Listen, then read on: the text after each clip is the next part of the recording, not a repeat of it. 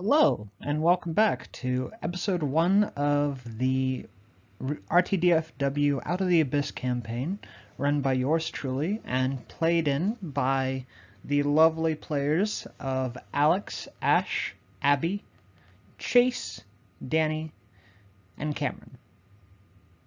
One of our many Camerons. Not the scary clown Cameron. If you know anything about RTDFW, you'll get the reference. But welcome back to the first proper chapter of the plot synopsis of our Out of the Abyss campaign that's been going on since the end of 2020. I've been making these as both a record for myself, because while my memory is good, it's not perfect, and this will be a nice thing to be able to fall back on, and also just sort of a, I guess, behind-the-scenes look at some of the instances without trying to give too many spoilers. In the eventuality that the campaign is actually ended, which depends on the character, on the player's actions, and also, we play on a bi-weekly basis, so it might be a while. But I will try and give peeks behind the curtain, if not full-on spoilers. So, for my players who are watching, you have been vaguely warned. But Chapter 1 begins with the 6 of them in the deep dark of the Underdark, and they just manage to find themselves in a cell in the prison complex known as Vecnavelv, which sounds like a German person sneezing, a drow military outpost, as the party was actually on their way in transit to one of the worst places in 5e, Mesubranzan, the City of Spiders, the main capital of the drow, and really just not a great place if you're not a drow. And even if you're a drow, if you're a dude, because it's a very, very, very, very, very, very, very matriarchal society for dark elves, because their main deity is a goddess who got shafted by the gender fluid god of the elves, Criella. A matriarchy in worship to Lolth, the spider goddess, has formed, and over countless generations, and that's telling something since elves live for about 500 years, various individuals in Mesubranzan are based off of both. If you are a female, then you're innately higher on the social ladder than you are if you're male, and if you have any connection to the divine, you're probably leagues above the rest of the backstabbers and cutthroats. But that's a rather large digression, so let's begin with where the party was in the drow outpost of Vecnavelv. Now, in the book, and one of the reasons why I love the intro to Out of the Abyss so much, the party is stripped of all of their possessions and sealed in a magically bound prison cell that not only suppresses magic, it flat out, you cannot cast spells, you cannot use magical abilities. Magic is a no-go in this one little section at the opening of the story. Which, when you're in 5e, anything that flat out suppresses magical fields is high-level magic, and for a bunch of level 1s is basically a death sentence. Now, there are examples where people can circumvent such circumstances such as these. The two most notable instances were the story that my buddy has told me, where in his previous game of Out of the Abyss, as a barbarian, he simply flexed and rolled a natural 20 and broke free of his chains. While in this situation, it took a couple of bits of bone working as lockpicks, which is typically how I get my parties out of that first incarceration. The party, in this case, used the various bits of bone, which also gives a hint to the survivability of prisoners in Vecnavelv, and they made it so that it would be a relatively easy way to get out, because when you have a rogue, that means you have someone who can pick locks. most of the time. That being said, Ellie, and I bless Cameron for playing his character this way, Ellie isn't your typical rogue.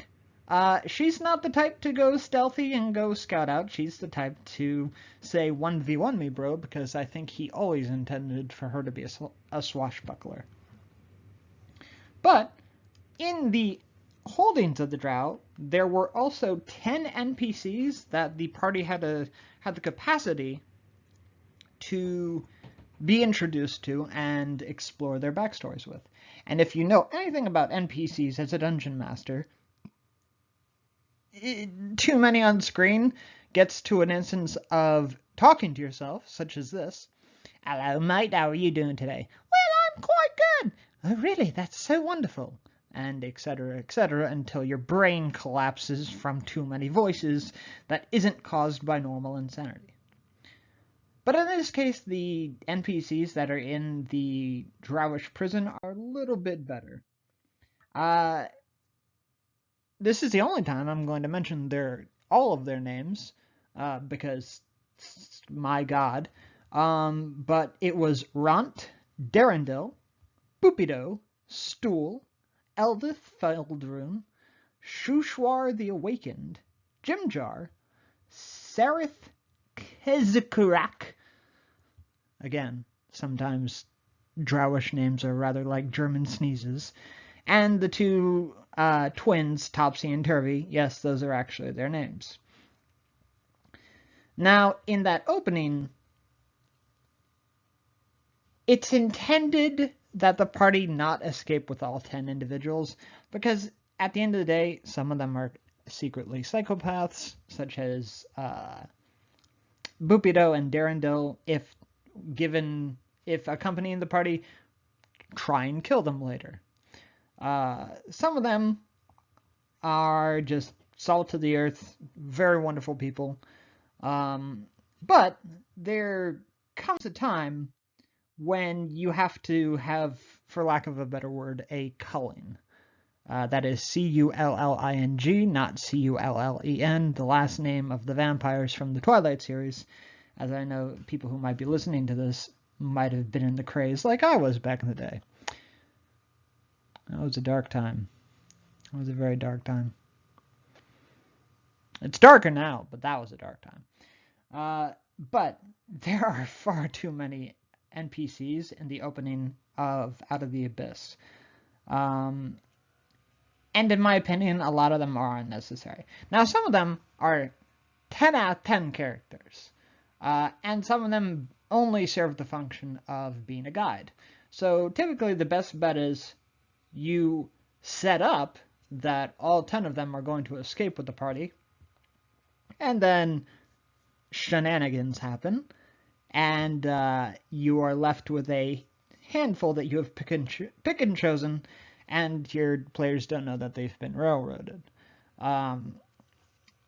Now, in my circumstance, I typically go in with a couple of the characters. This wasn't my first time running Out of the Abyss, but this has been my first time running Out of the Abyss as far as I have run it. And there are some characters that I have preference over. The one thing that would have interrupted my free reign of which NPC got to live or die, because that is my prerogative as the dungeon master, was if any of the characters had formed a bond with them during the relatively brief time that they were imprisoned, then I would have taken them along. Which in certain circumstances, some bonds were forged between the two of them. The most notable one was there is a young myconoid sprout, and just for some clarification, myconoids are one of the few instances of benign races in the Underdark. They are a almost entirely fungal sentient species, and they live in a very beautiful section of the Underdark known as the Neverlight Grove, which is less dangerous than certain other instances of the Underdark. But in the case of Stool, he is a sprout, which means he's basically a child. He has no combat prowess whatsoever. He can barely move. He's like a Bulbasaur if it were just the bulb, and he only is able to communicate via telepathic spores, which you can use Stool creatively as a translation device in certain circumstances. But when you have a druid and a bunch of very nice people in your party, they quickly formed a kinship with the little one, with two other characters joining them in this regard, which was Sereth, a very rather grumpy drow, and Jimjar, a relatively happy-go-lucky is maybe the wrong word for it, but very sort of plucky deep gnome who, like Sereth, knows many aspects of the Underdark and can provide your party with a very more expansive understanding of the situation and the area of the world that they're in. Because if you're not from the Underdark and you don't have experience with the Underdark, it's kind of it's awful. It's like if someone were to kidnap you, and put you in the middle of one of those tourist caverns, and then turn off all the lights and say, "Hey, go find your way back out. You don't have a light source," and you might, because most of my party did, except for Roscoe, bless his heart, have a 60 feet of dark vision that when you have dark vision, you're not used to dark vision just stopping. That's the scariest part about the Underdark. Even if you have dark vision, it's 60 feet ahead of you, and then it's still fucking black. But the escape from captivity, as stated, came mostly due to the picking of the lock and the wiliness of Ellie, and I believe it was either Mallos or Criella, you'll excuse me as this was 2 years ago, who managed to either persuade the guards away or waited for the opportunity in which the guards posted out front were not in a circumstance to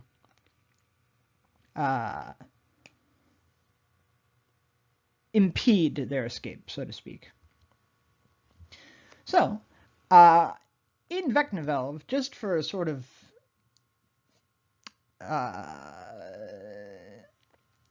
a way for you to picture in Vecnavelv, Vecnavelv is essentially, imagine a complex of stalactites and stalagmites in a gargantuan precipice that is accompanied by a waterfall that leads down into raging rapids that go further into the dark unknowns of the Underdark.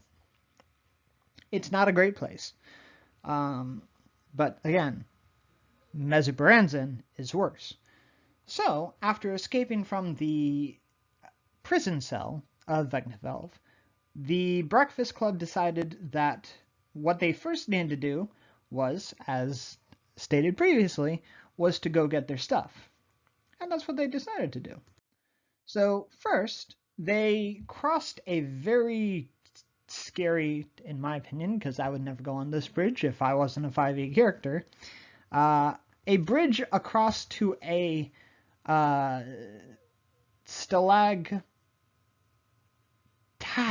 I want to say, where they found the armory of the drow and managed to recover their taken equipment that had been confiscated and stolen away. Unfortunately, it's dangerous to do this, and for the main reason that there are some creatures in Vecnavelv known as drow elites. Now, your stereotypical drow, any party is capable of handling basically on their own. They have like 12 to 14 hit points, not a lot of AC, and they don't do a lot of damage. Drow elites are significantly stronger, hit significantly tougher, and their poison really, really hurts. It's very easy for a total party kill to happen in that first chapter, which the Breakfast Club, after realizing that they didn't have the capacity to put down these drow elites, decided to dive into the water and hope for the best outcome, whatever that would be. And that's what they did.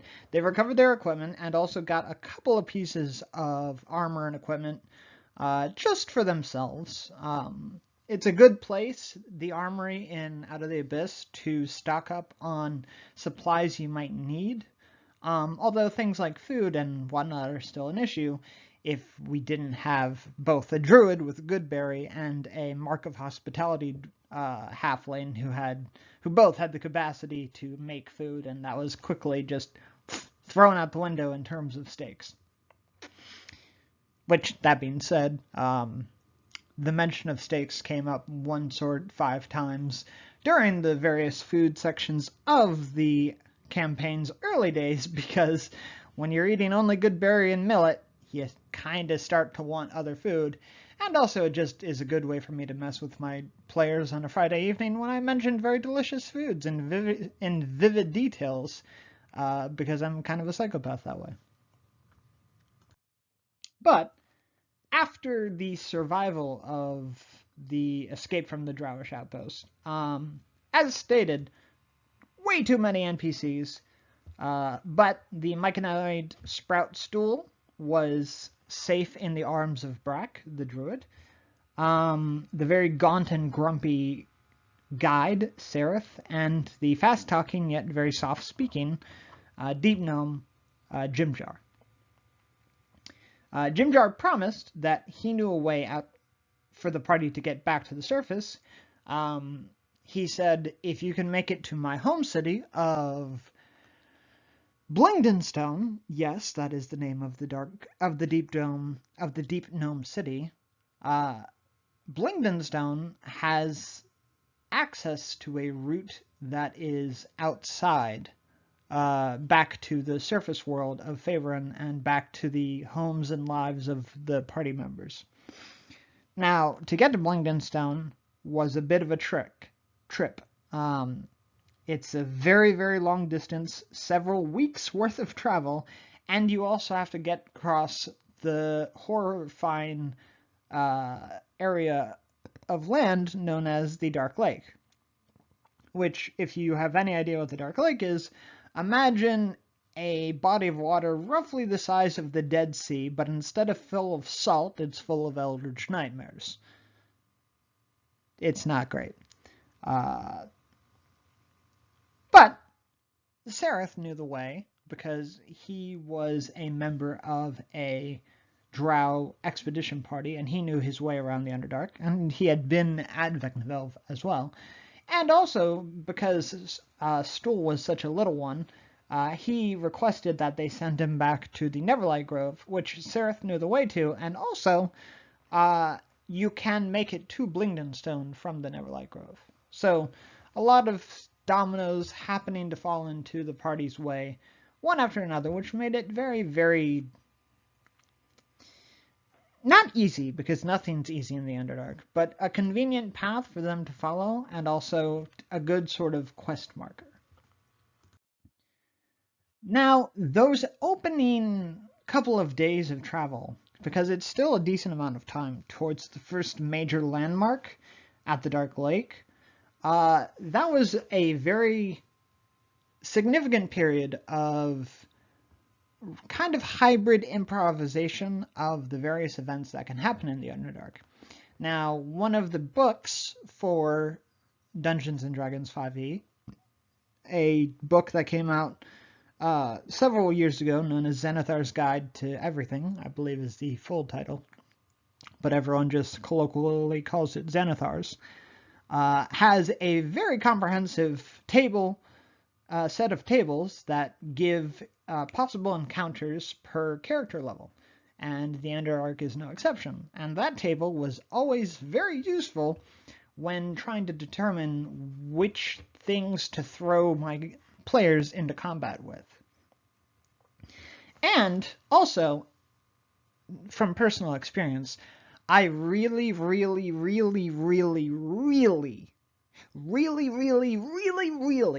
do not like the opening levels of 5e. I feel like all characters in Dungeons & Dragons 5e don't actually begin to flex their own muscles until, at minimum, level 3, when everyone has been given the opportunity to choose their subclass. This wasn't an issue for only Mallos, actually, as his Draconic sorcery came from his level 1 Inception, and also his physical Inception. But at those opening instances, and maybe I'll have interviews with my actual players at a later time to see just what their exact mindsets were. But for Ashe, he chose the way of the Dark Knight. I forget the actual subclass. That's so bad of me. Ooh, 1 second. There we go. Looking into my notes on Azrael, specifically, he chose to be that of a Blackblood, which gives him, admittedly, a kind of busted move, which is known as a plunge or a lunge, which every time I hear Ashe says that means that about a quarter of my creature's health is about to vanish, because in combat, Ashe has a very surprisingly hot streak with his dice rolls, which is also compounded by the fact that I, like a fool, have given him several things that buff his armor class, so not only is he hard to hit, he hits hard. Now, personally, and apologies for any aquatic ASMR that might have been there previously, but I think what Ashe always wanted was, and he might correct me on a later episode, but what I believe Ashe always wanted was to be the sort of, he wanted to break the mold and not just be a fighter or a paladin. He wanted to be the heavy hitter who uses darkness as a tool for good, which, given what he gets later in these opening levels, we'll get into just how good that worked out for him. Ellie, I believe, wholeheartedly was always going to be a swashbuckler. As stated in the previous episode, Cameron has a come-at-me-bro kind of mindset when it comes to my adventure hooks. And what is better than a rogue who doesn't need their allies in order to do the one thing that rogues do best, which is sneak attack. Which, for a brief explanation, sneak attack is extra dice of damage that every rogue gains every 2 levels. So level 1, level 3, level 5, etc., up to level 20, I believe. And I believe in my heart of hearts that Cameron was always going to go into the swashbuckler, and it's paid enormous dividends for him. Now, granted, later on in the series, which we'll get into in future episodes, he did decide to branch out into a different path, but we'll get to that.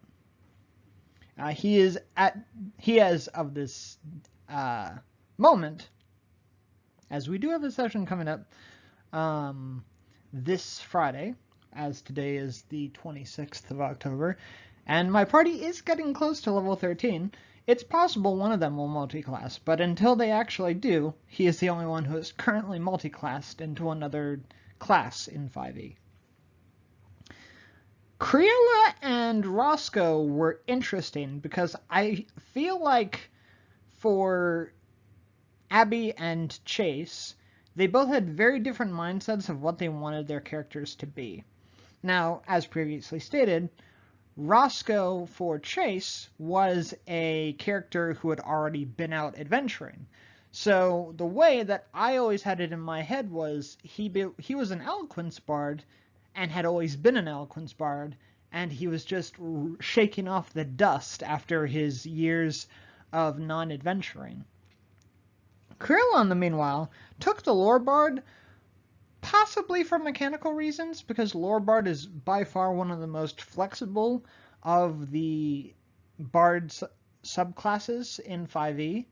But also, it was just a way for Abby to, who's already a very inspiring person, and just a way to even further use their inspiration dice for not only the benefit of the party, but for the detriment of the enemies that they come across. Because one of the first tools that lore bards get is a thing known as cutting words, which lets them use their inspiration dice offensively rather than supportively, which can turn the tide in a lot of combat. This isn't a feature that Abby always uses, but that might also be due to the fact that the party is very comfortable in the fact that Azrael and Ellie exist to handle martial combat, and they do it relatively well. And if that doesn't work, Criella and Mallos can just fireball everything, or Glacial Blast in Mallos' instance. Brack was an interesting one. As stated in the previous episode, Alex was a relative newcomer to Dungeons & Dragons 5e when they were brought on board. And it might have been a bit of party pushing. I don't believe it was. I think they saw it. It was interesting at first, but felt like they weren't using the aspects of it. But at level 2, they did decide to become a Circle of the Moon Druid.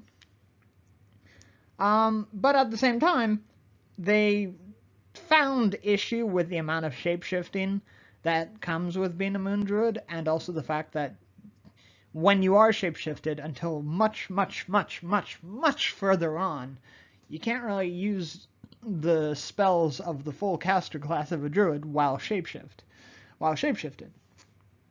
Unless you do something beforehand and then bonus action shapeshift.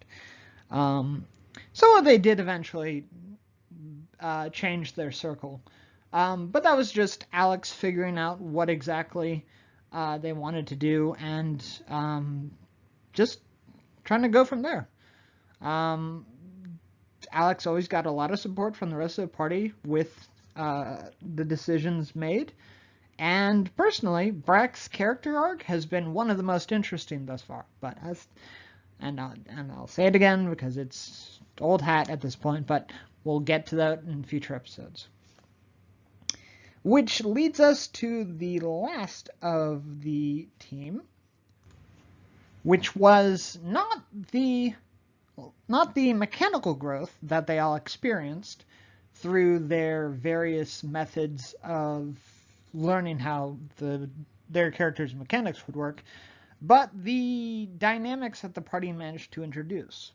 A major factor of travel through the Underdark is a sense of camaraderie that has to be forged, otherwise you're going to die. And this was very easy. I feel like a big factor of this was due to the fact that the Breakfast Club and the players therein are very roleplay heavy, which as a dungeon master, it's always nice when you have the ability to pull yourself away and let the characters make the story for you, so to speak. Only interceding in the very few instances where you would feel it appropriate, like if the character goes, "Do I remember this?" And then I'll go, "I don't know, do you remember this?" We do have copious note takers in the party, just not always. And it's also just the fact that bi-weekly stuff, sometimes we get gabby, and sometimes, I'll say 8 o'clock start time, and we won't start till 8:30, Things get left at the wayside some of the times in our 5e game. But the party dynamic that really came about was that of a sense of family for the most part, although I still think they're learning to accept Ellie, even at this stage. That's just because Ellie is chaotic stupid sometimes. A trust in Azrael, at least in his combat prowess, and then a trust in his personality later. A tolerance of Mallos, but also a begrudging respect for his knowledge, which was also compounded by the fact that one of the first magic items that they found, and I'm a dungeon master that's typically very generous with magic items, but one of the first items that they found was that of a headband of intellect, which makes you basically Stephen Hawking in 5e standards. It is a circumstance that gives you a 19 out of a maximum 20 intelligence stat, just for an attunement slot.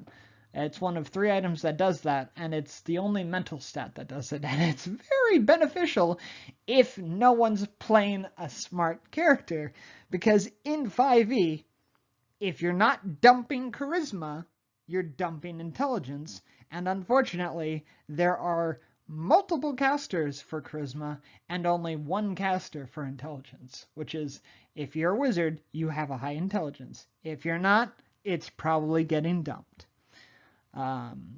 That's just how 5e stats work. It's a very silly, not super balanced thing that still isn't working, even with the introduction of the Artificer subclass, which helps, but doesn't at some times, because a lot of the classes are just fundamentally stronger due to the fact that you're either a martial character who hits like a truck, hits 4 times, or you're literally stopping time, dropping meteors, throwing fireballs, and teleporting.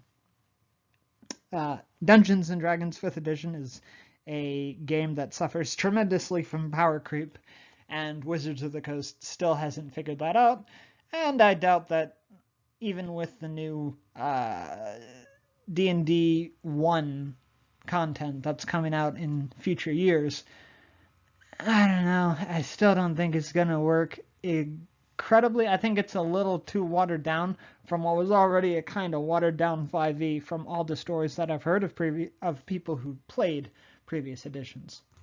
But, that being said, I digress. It wasn't until, I believe, level 3, possibly level 4.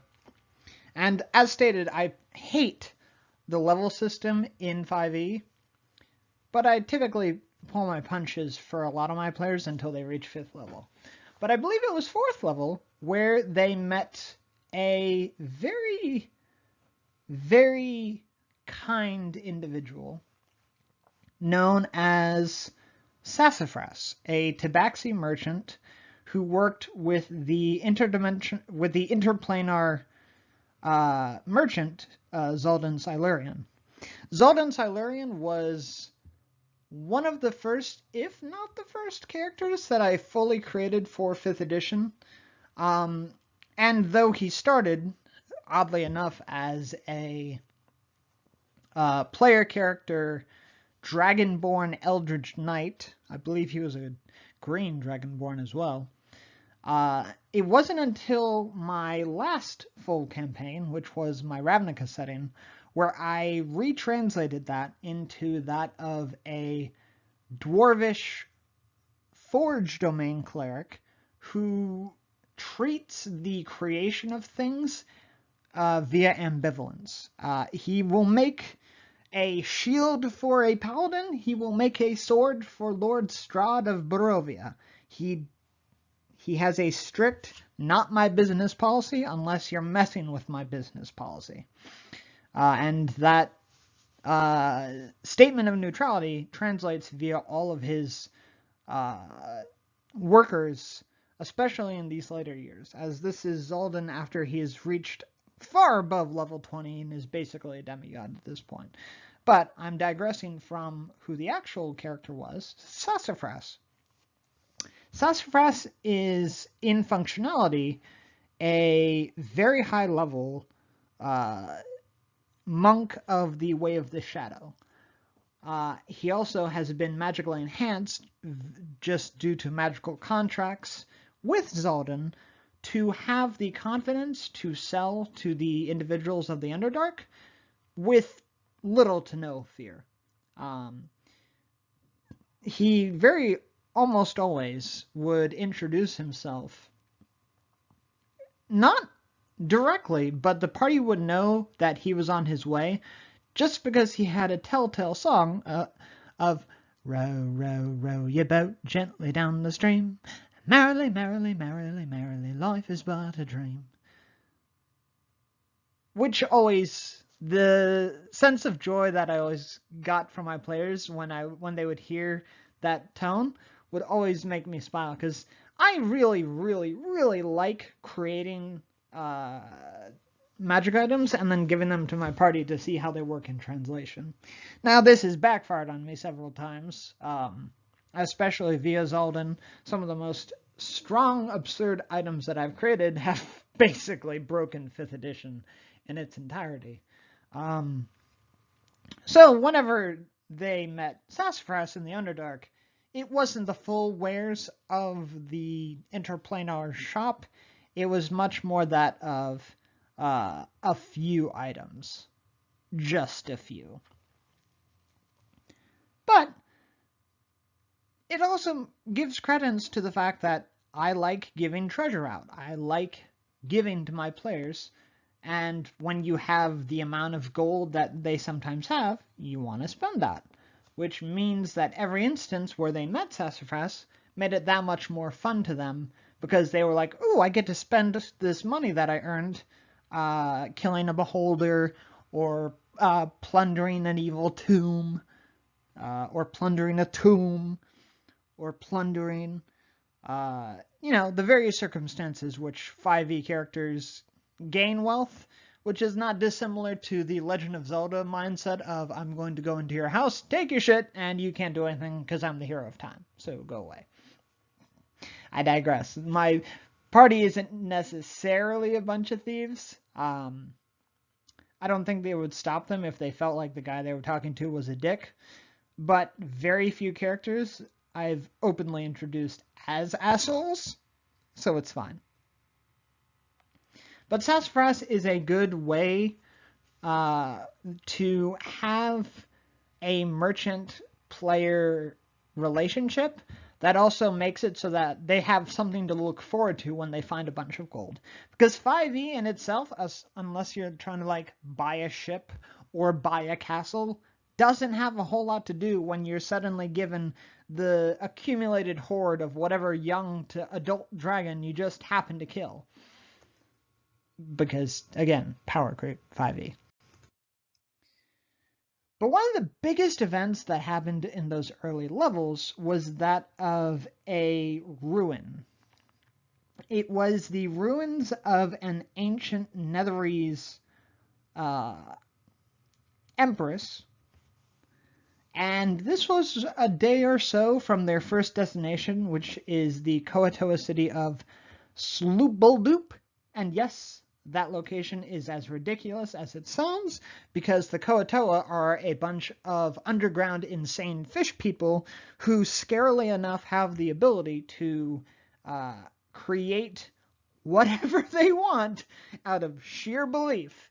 If you walk up to them and tell them that you are a 5-armed, single-eyed, flying bicorn that has the ability to poop rainbows and belch diamonds, if you're persuasive enough, they'll start believing, and then you're suddenly a deity who does all the things that you say you did. Koatoa are very, very, very, very scary. But on their way to that city, because again, as stated, from Vecnavelv to the Dark Lake, it's a bit of a trip. It's I believe, a solid... Ooh, let me check my notes.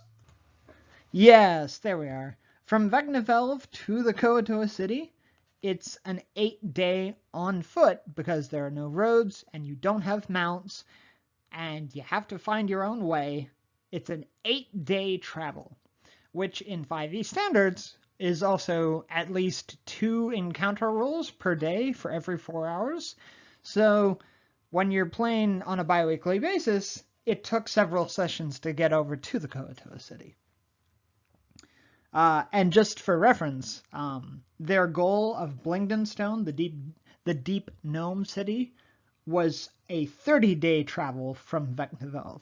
So that'll also tell you it's a bit of a trip. Still though,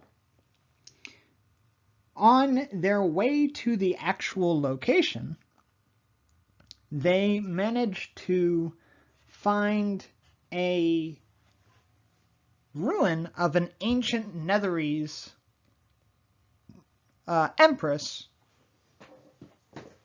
who several years ago had been entombed deep below the earth, and then over time, because the Netherese Empire was, in human terms, like if Rome was twice as long ago as it was. Netherese was a long time ago.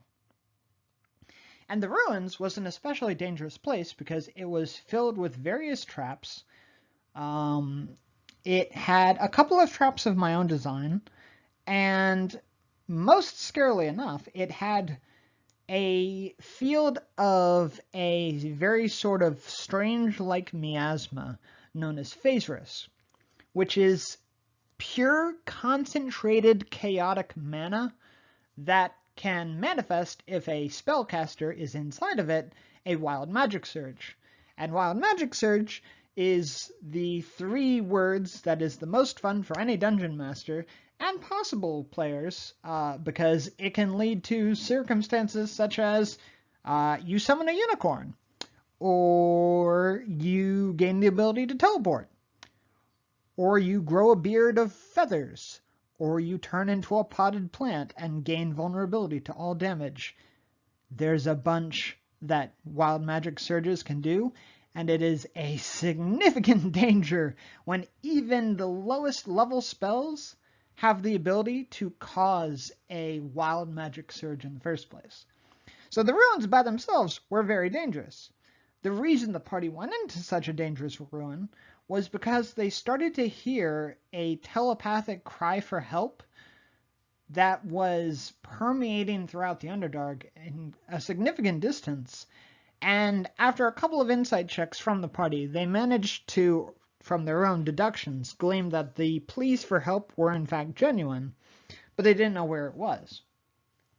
As they made their way into the ruins, they found enshrined in the sarcophagus of the Netherese Empress, they found the blade handle of what is known as a Sunblade, which in Dungeons & Dragons standards is essentially just a lightsaber, but this one was different in the fact that not only is it a sentient lightsaber, which means there is a full consciousness that has the ability to see, hear, and communicate with the party and its attuned user, but it also had healing capabilities, which was really useful, because healing capabilities at early levels are always nice to have, especially high-cost things such as healing or lesser restorations.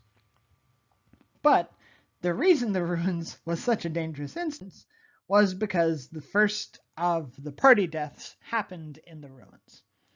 Now, this was after a significant battle, which in previous run-ins of Out of the Abyss, I've actually had this circumstance be completely trivialized by the summoning of certain creatures, because if you summon a unicorn while you're in the region, the unicorn can just banish the danger that's in the crypt itself.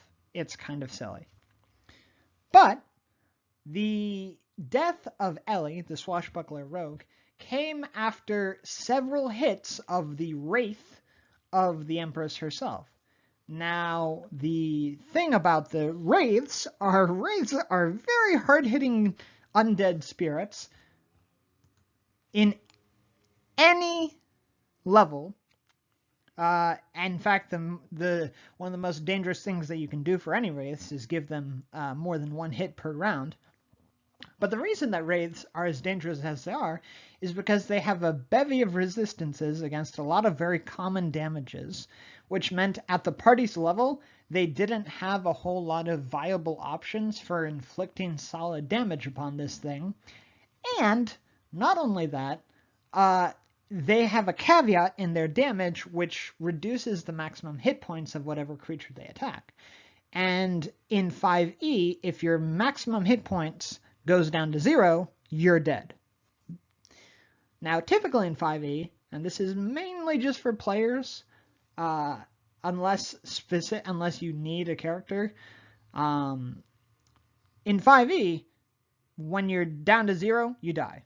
If you're a player character, you go down to 0, and via mechanics, you have a couple of chances to get yourself back on your feet, or for your allies to get you back on your feet.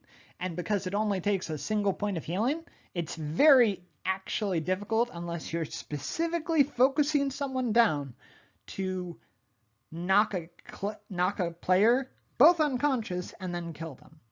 If you're doing that, you also tell your party that the gloves are off and you're not holding back anymore.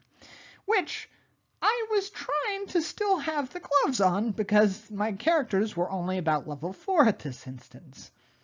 But unfortunately, Ellie got way too many hits from a Wraith and failed their Constitution save and died, as you can see by this lovely graphic that I have put in here that I cannot wait for Karen to see and roll his eyes at while the rest of the party gets a good chuckle out of it. Fortunately for Ellie and for Cameron, just so that he didn't have to roll up a new character that I would have to then somehow find a way to introduce into the story, because trying to bring a new character into the Underdark is a lot harder than it sounds, as opposed to a typical 5e setting. One of the NPCs, Jimjar, happened to have a spell scroll of Revivify, which was a spell outside of the party's current level, which still managed to make it so that Ellie could be restored to 1 hit point. That being said, she was still really messed up and basically on death's door. But thankfully, after Ellie got brought back,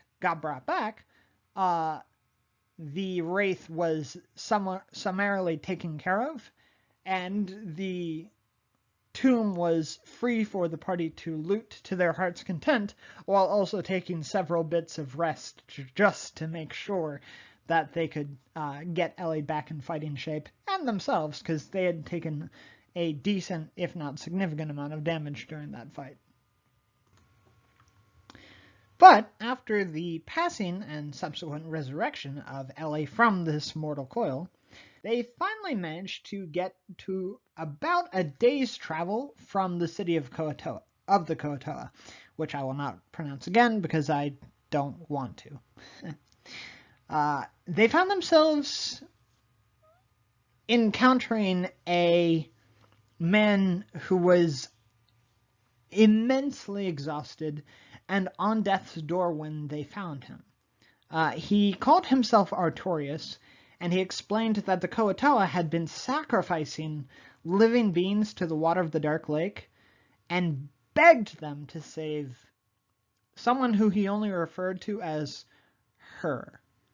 Now, he didn't elaborate. I didn't exactly let him elaborate either. And while he died in the arms of Azrael, the only hint that they had to go on was a single handful of hair that was shining like spun gold, and it smelled like all of the world's flowers condensed into one majestic, infinitely delightful smell. Now, granted, my party is a skeptical lot, but they also wanted to, especially with, as stated previously, some of them really enjoy pulling at adventure hooks. They managed to get the effort needed to head further down towards the Koatoa city, in which a various amount of circumstances managed to unfold themselves. Basically, the first thing that happened was when they got to the waterfront, which, once they did, they found themselves fortunate enough to not have to build a ship, which is a hassle and a half, but they managed to take a boat that some slavers of the Dark Dwarf City had been piloting. So they had a fully ready-to-go boat, decently sized, really nice model too. They managed to take that boat all the way to the Koatoa city, where when they arrived near the waters, they were interrogated by the head priestess, or by the head priest of the Deep Mother, a Koatoa fish goddess known as Blibdolpool, which, again, kind of ridiculous names.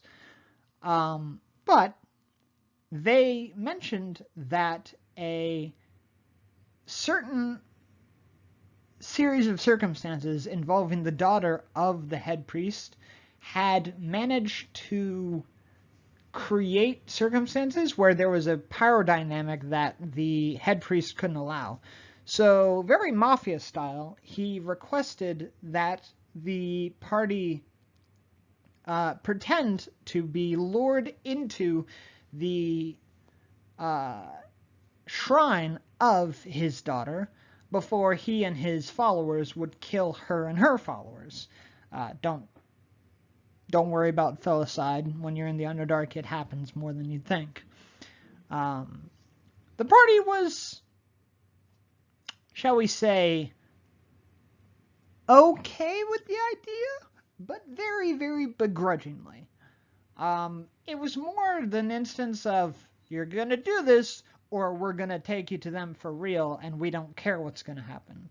So when a circumstance of you're either going to get dragged into the Colosseum, or you're going to have the ability to walk in on your own 2 feet.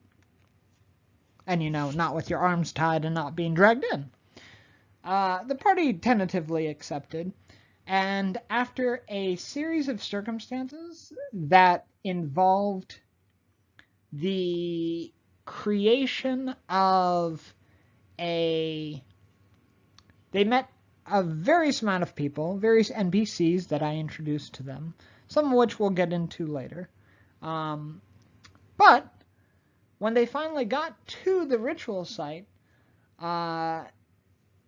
they learned that the strange being that the head priest's daughter had been praying to, a strange being known as Limagoogan.